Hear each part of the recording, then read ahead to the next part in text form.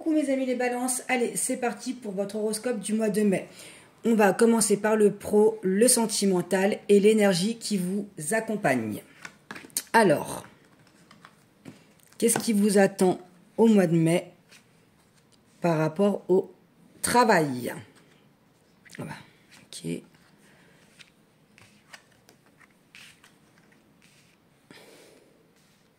Alors, pour ceux qui sont actuellement en poste, là, on vous dit bien que par rapport à votre job, il y a quand même des actions à mettre en place, il y a quand même des preuves à faire, ok? Il y a des opportunités, il y a des ouvertures qui se présentent à vous, mais vous avez besoin, il va être primordial pour que ça fonctionne, que vous fassiez vos preuves et que vous vous acharniez un peu plus, ok? Que vous plaissiez un peu plus qu'à la normale pour pouvoir avoir ces changements-là qui arrivent au mois de mai. Et c'est ce qui va aussi vous permettre d'avoir une rentrée d'argent, donc sûrement une promotion, quelque chose qui va vous permettre aussi de vous sentir plus stable financièrement. Mais ce changement-là, il arrive, mais il demande tout de même un travail et des efforts de votre part. Pour les personnes qui sont actuellement à la recherche d'un emploi, d'accord, il y a un changement, il y a une ouverture, il y a un poste, une opportunité, pardon, qui se présente à vous. Et c'est quelque chose de complètement nouveau. Ça n'a rien à voir avec le domaine que vous avez l'habitude. C'est quelque chose qui va être complètement nouveau. Il y a vraiment un changement dans votre carrière professionnelle où déjà l'argent, vous allez être beaucoup mieux payé que ce que vous avez l'habitude. Mais ça va vous demander aussi un changement intérieur, une nouvelle façon de voir le travail, une nouvelle façon d'aborder le... Il y a un travail aussi à faire sur vous par rapport à votre pro. Dans le sens où vous avez l'habitude de faire quelque chose, là c'est quelque chose de nouveau, ça va vous demander quand même de la concentration, mais ça va aboutir. Donc gardez espoir mes petites balances. On va regarder côté sentimental. Qu'est-ce qui vient à vous? Côté cœur.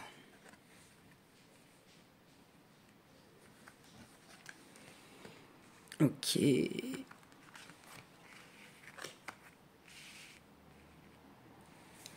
Ok, pour les personnes qui sont en couple, il y a un gros froid, une grosse incompréhension dans votre relation.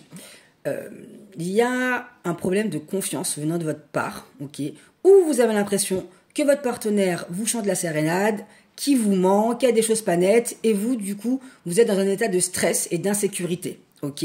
Vous avez l'impression que ça va à sens unique, que vous faites tous les sacrifices, que vous faites tout pour cette personne-là, que vous lui donnez tout, et vous avez l'impression de rien avoir en retour. L'autre s'en aperçoit, ok. Ce qu'il souhaite, c'est vraiment une réconciliation avec vous, de retrouver un terrain d'entente, que vous lui pardonniez. C'est le fait d'aller lui pardonner que ça va vous permettre de libérer votre relation et de repartir sur de bonnes bases. Parce que là, vous êtes vraiment dans une phase où on ne se parle pas. Ou si on se parle, c'est pour aller jeter la faute sur l'autre, pour faire des reproches à l'autre. Ce mois de mai-là, pour vous, mes amis les balances, qui êtes en couple, il y a vraiment cette notion-là de lâcher votre mental et d'essayer de faire confiance à l'autre. Alors, je pense qu'il n'a pas été totalement clean et réglo, mais il s'en veut. Donc après, c'est à vous de voir si cette relation vaut la peine ou non. Mais en tout cas, il y a quand même un mal-être à l'intérieur de vous par rapport à ça, où vous avez du mal à lui faire confiance. Vous avez l'impression d'avoir tout donné sans avoir en retour. Pour les personnes qui sont célibataires, vous avez du mal à pardonner une ancienne relation. Là, on vous demande vraiment d'aller dans un pardon, d'arrêter de ressasser le passé, d'arrêter de croire que cette personne-là vous veut du mal ou qu'elle a tout fait pour vous détruire. Vous avez l'impression que depuis que vous n'êtes plus avec cette personne-là, vous faites des sacrifices, vous ne vous sentez pas bien, vous vous sentez abandonné et vous êtes dans votre mental, dans vos peurs et dans vos blessures. Toutes vos blessures sont en train de ressortir. Il va y avoir une communication avec cette personne. Peu importe que ça fasse 1 mois, 6 mois, 1 an, 2 ans, que vous n'avez pas de nouvelles de cette personne-là, il y a un retour au mois de mai. Un retour ne veut pas forcément dire reprendre l'histoire, mais il y a cette notion-là où on va essayer de comprendre ce qui s'est passé et d'enlever un peu toute cette souffrance-là.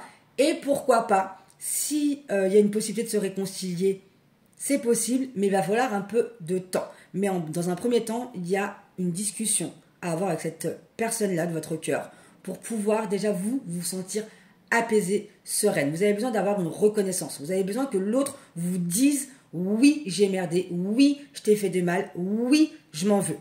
Parce que c'est quelque chose qui vous tient encore à cœur et qui vous empêche d'avancer. Et cette conversation-là va vous permettre de débloquer des choses et après, vous avez votre libre arbitre. À vous de voir si vous souhaitez continuer ou arrêter cette relation.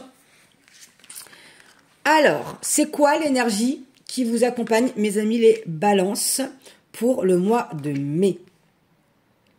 Ok, on vous parle de limites, de choix, de confiance, d'assurance, d'authenticité. Donc, c'est vraiment un mois de mai où on vous invite vraiment à vous choisir, à poser vos limites, que ce soit dans le travail, dans le sentimental, dans votre vie pro, avec tout le monde.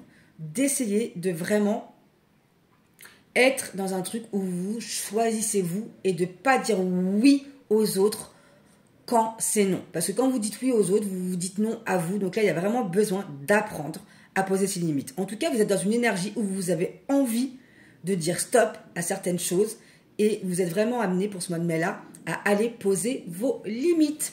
Voilà mes amis les balances. Et moi, je vous dis à très vite.